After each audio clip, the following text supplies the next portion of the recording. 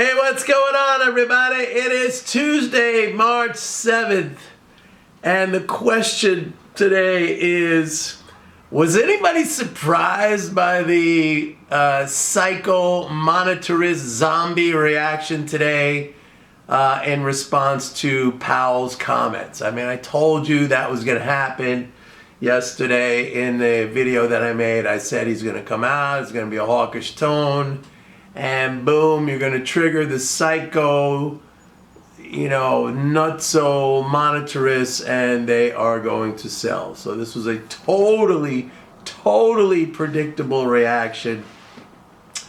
And again, it just speaks to the unfortunate environment that we are in, which is 100% controlled or manipulated or driven by a psychosis. I'm not a psychiatrist, I'm not a psychologist, but I don't think you need to have a degree to understand that this is a kind of a mental illness, this is a sickness, and it basically, unfortunately, has been around for a long time.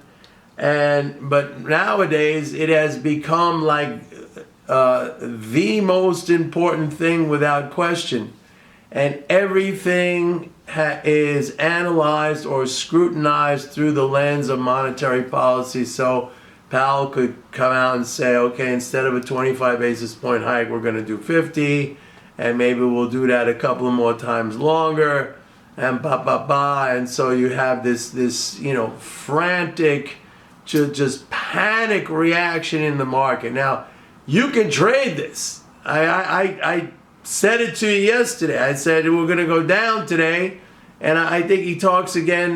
He may be speaking again tomorrow or Thursday. I don't forget. I don't remember. But I said, me personally, I don't pay any attention, because these things they're temporary, they're meaningless, and they're not temporary. They're actually everything that the Fed is doing.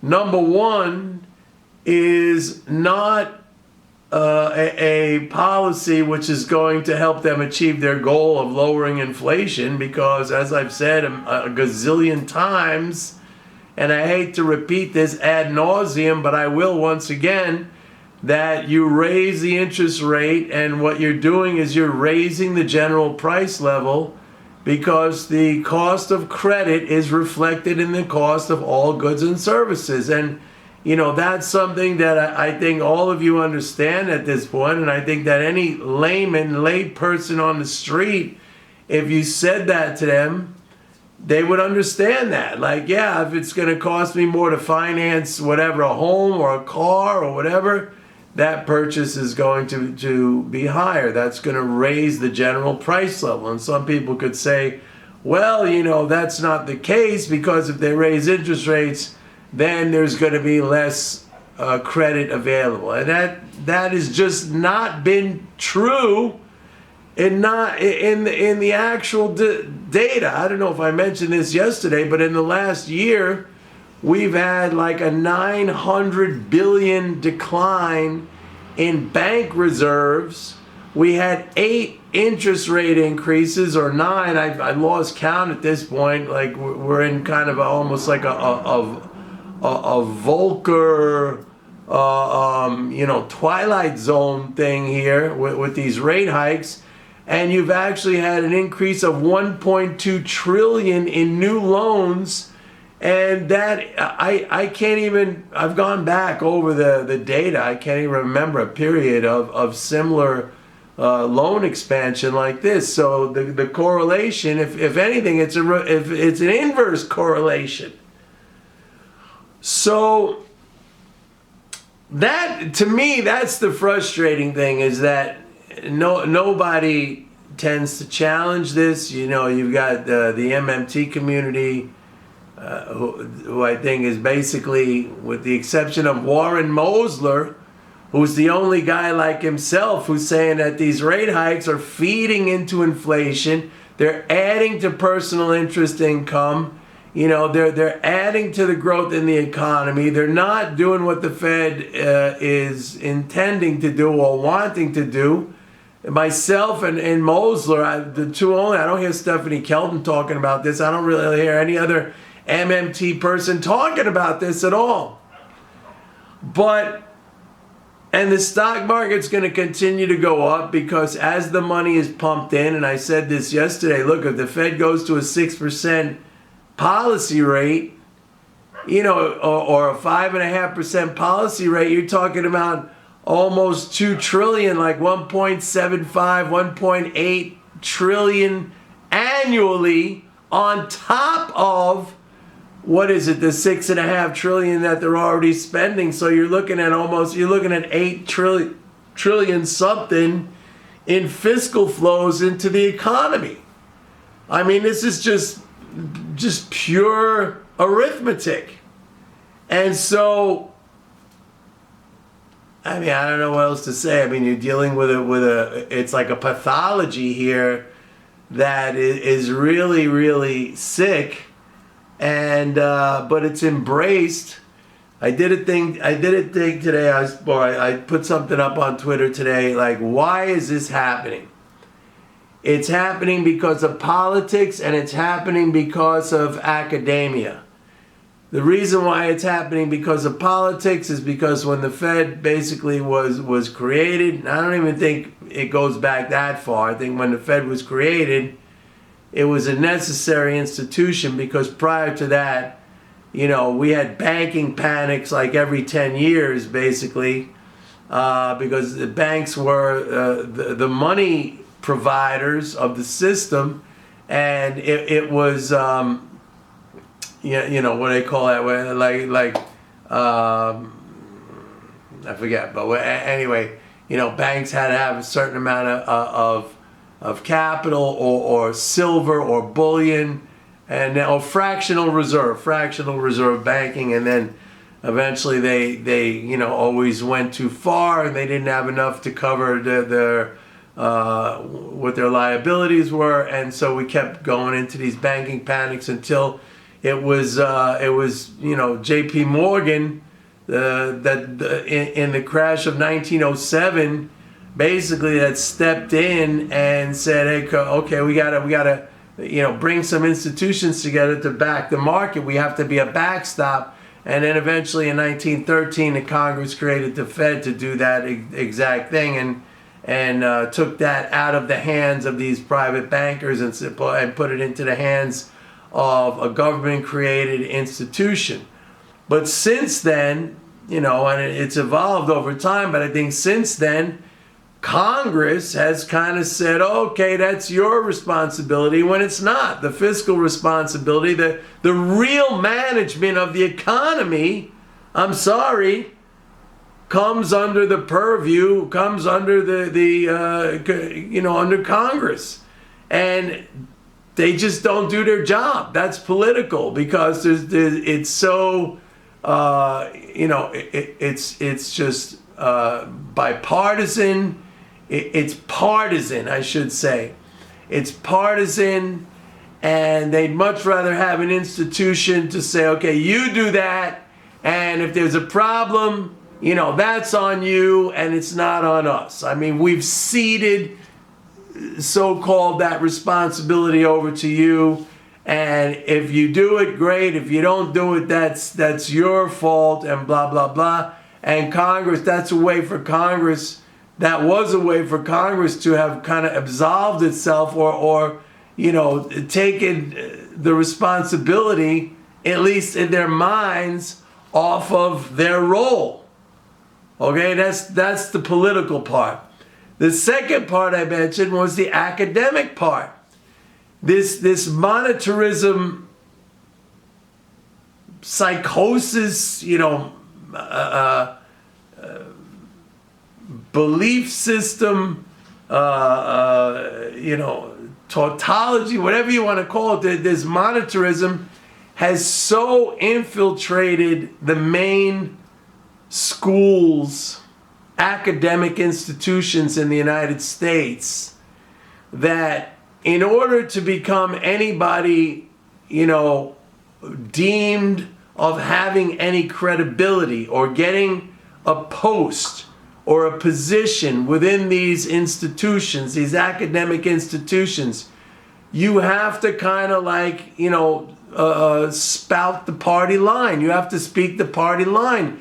And it's all monetarism. So like, you cannot, and believe me, anyone who is on the Fed, especially at FOMC, like Fed voting members, which is a really, really cushy job. I mean, if you have that job, like you're considered at the highest level of respect, right? You look at this guy like Neil Kashkari. I mean, he's a fucking idiot. He's a moron. Even Powell. Okay, Powell, maybe was a great securities lawyer, but like, just saying stupid shit. But if you want that job, and it's a great job to have, that's like being in a rarefied. If you could think of the most exclusive club that exists, I don't care if it's some kind of golf club in Palm Beach or something like that. I mean, this is the Central Bankers Club is the most exclusive club that exists in the world. And if you're in that, you're not going to go in that talking about MMT. I mean, you're just not going to go. They're not going to take you in there. There's certain rules, right? Like there used to be in a lot of these exclusive clubs, like golf clubs or whatever.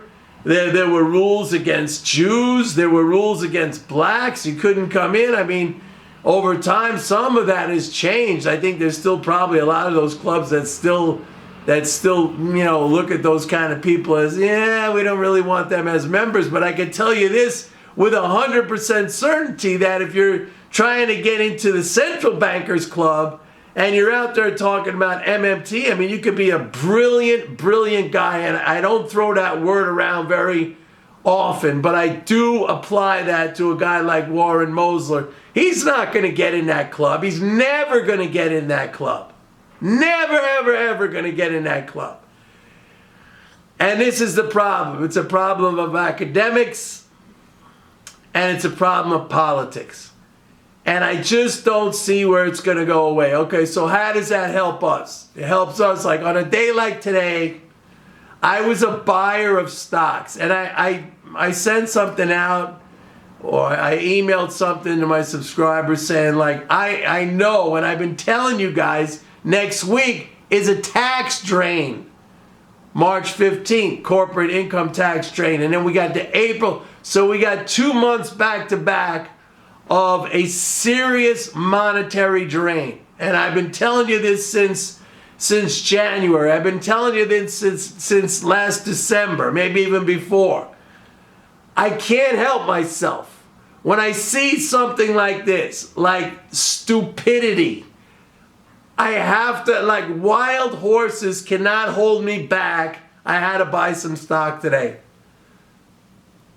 I had to buy some stock today, and I know that next week maybe it's going to be lower because of the tax drain, and maybe in April it's going to be lower too. But the fiscal flows are so strong right now. We're literally trending towards an 800 billion month in terms of leading spending flows.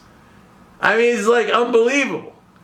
But what happened today is totally understandable because of the mentality, the mental dynamic that is gripped. And I've said it so many times that it's like I get sick even having to repeat it. And I know you guys, you probably sense that from me. But I couldn't help myself. I had to buy some stock today on the way down. Because the market's going up. The economy is going to expand. We have major, major fiscal expansion happening. And yeah, we may not see inflation come down to 2%, but we're going to be okay. We'll live with that. We'll live with that, all right? And the Fed is going to go on with these stupid rate increases, and every time they do that, I mean, really the way to think about that and the way to talk about that to your friends and your colleagues and your colleagues at work, and which they're not going to understand, is that every time they do that, they're just adding more income to the economy. These are major, major income transfers into the economy. People might say, well, yeah, I'm not getting that. But like, it's the swimming pool analogy again. It's all going into the pool. Eventually it gets circulated around, all right? And as long as the water is rising in that pool, everybody has a chance to make more, to do better. And that's what it's all about. As long as we have the capacity, the resources, and we do. We're just coming out of the freaking, COVID supply chain bullshit issue that, not bullshit, but reality. But, this was a real problem because it dealt with real assets that were unavailable. This is starting to, we're starting to see this abate. A lot of these pressures are going away. Unfortunately, we still have these sanctions that I talked about this yesterday, how it's just destabilizing and restructuring, really restructuring the global economy in terms of creating new trade blocks and stuff. But you see the reaction. You see, like, countries don't just sit there and like, oh, that's it. No, they figure out a way. They figure out a way. And it's the same thing for us. You got to figure out a way. Otherwise, you're going to sit there and like, oh, poor me. Oh, poor me. And like, then I'm sorry, I got no sympathy for you. It's not, oh, poor me. Like, you're out there like with everybody else. We got to figure out a way. Figure it out. All right? That's it for today, folks. See you tomorrow. Bye.